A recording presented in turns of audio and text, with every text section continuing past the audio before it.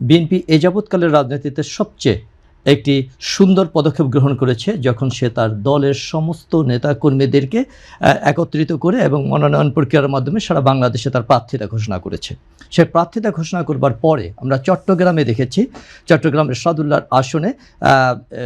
তিনি যখন নির্বাচনী প্রচারণায় ছিলেন তখন তাকে লক্ষ্য করে গুলি করা হয় এবং সেখানে বাবলা নামে একজন নিহত হয়। এইটার পরবর্তীতে যখন নির্বাচন কমিশন তফসিল ঘোষণা করলো, তার 24 ঘন্টার মধ্যে হাদিকে গুলি এবং হাদির বুকে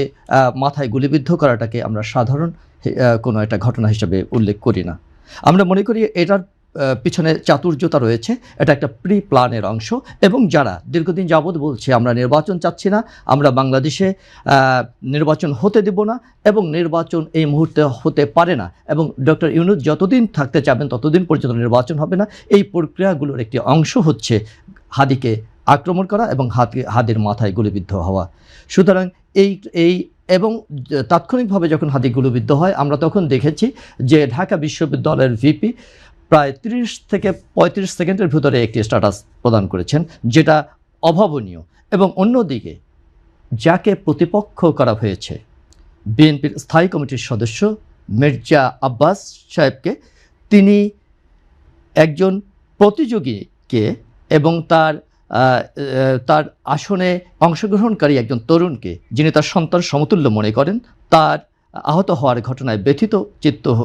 চিত্তে এবং সচরাচর একজন রাজনীতিবিদ হিসাবে এলাকার একজন সহকর্মী বা একজন স্থানীয় একজন ব্যক্তি আহত হলে যা করেন, তিনি সেই প্রেক্ষাপটে ঢাকা মেডিকেল কলেজে গিয়েছিলেন এবং ঢাকা মেডিকেল কলেজে যাওয়ার পরে মির্জা আব্বাস একদম স্বাভাবিক প্রক্রিয়ায় নয়, অস্বাভাবিক প্রক্রিয়ায় একটি মব সংস্কৃতির শিকার হয়েছেন। জনাব আব্বাস অত্যন্ত প্রজ্ঞা সম্পন্ন রাজনীতিবিদ এবং সেই রাজনীতি প্রজ্ঞার কারণেই তিনি এই মবকে অত্যন্ত ঠান্ডা মাথায় মোকাবেলা করেছেন এবং গতকালকে তার এই মব মোকাবেলার মাধ্যমে আমরা মনে করি ৭১ আবার বিজয়ী হয়েছে। একজন মুক্তিযোদ্ধার মাধ্যমে, তার সহনশীলতার মাধ্যমে এবং তার ধৈর্য শক্তির মাধ্যমে এবং নেতৃত্বের মাধ্যমে, এবং বিএনপি সেই নেতৃত্বের মাধ্যমেই বাংলাদেশের সহনশীল রাজনৈতিক পরিবেশকে বজায় রাখছে সারা দেশ জুড়ে এবং যারা এই রাজনীতিকে কলুষিত করবার জন্য, নির্বাচনকে প্রতিহত করবার জন্য চেষ্টা করছে, তাদের সেই প্রচেষ্টাকে ব্যাহত